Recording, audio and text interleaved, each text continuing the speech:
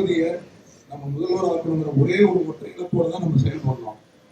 அவ்வளவு பேருமே இன்றையிலிருந்து ஒவ்வொரு நாளும் ஒவ்வொரு செகண்டும் ஒவ்வொரு நொடியும் நம்ம தலைவர் தளபதி முதல்வர் ஆக்கணுங்கிற அந்த ஒரே ஒரு எண்ணத்தோட தான் நம்ம செயல்படணும். விருப்பு வெறுப்பு நம்ம உடல்நிலை எதையுமே நம்ம பார்க்கக்கூடாது, நம்ம கண்கள் இமைகள் மூடக்கூடாது. நம்ம அத்தனை பேருமே தலைவர் தளபதியை வென்றாலும் ஜெயிக்க வைக்கிறதுக்கு ஒவ்வொரு துரும்புகள் நாம் பல்லாரோம். இப்ப நீங்க எல்லாரும் என்ன சேர்ந்து தேர்ந்தெடுக்கிறப்ப இந்த மாதிரி நம்ம 118 எம்எல்ஏக்கள் வந்தா மட்டும்தான் நம்ம தலைவர் தளபதி மெஜாரிட்டியில சிஎம் ஆவாங்க. அதனால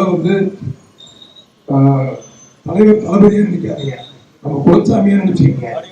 அந்த மாதிரி நீங்க அவ்வளவு பேரும் ஒர்க் பண்ணணும்.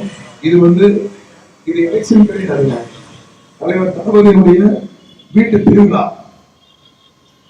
இது எலெக்ஷன் நினைக்காதீங்க, ஒவ்வொரு நம்ம வீட்டினுடைய திருவிழா நினைச்சீங்க. அது தலைவர் தளபதியினுடைய திருவிழா, வீட்டு திருவிழா.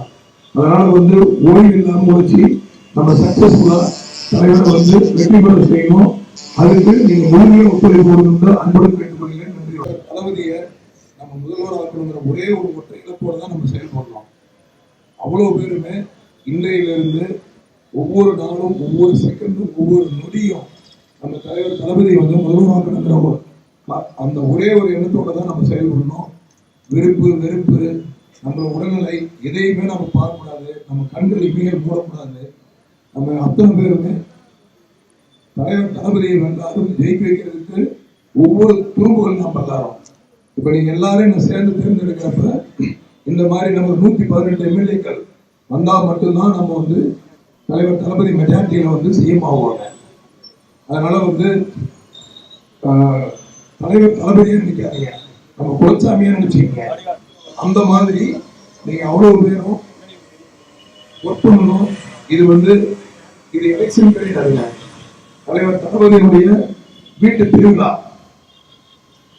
இது எலெக்ஷன் நினைக்காதீங்க, ஒவ்வொரு நம்ம வீட்டினுடைய திருவிழா நினைச்சீங்க. அது தலைவர் தளபதியினுடைய திருவிழா, வீட்டு திருவிழா. அதனால ஓய்வு இல்லாம முடிச்சு நம்ம சக்சஸ்ஃபுல்லா தலைவரை வெற்றி பெற செய்யணும்.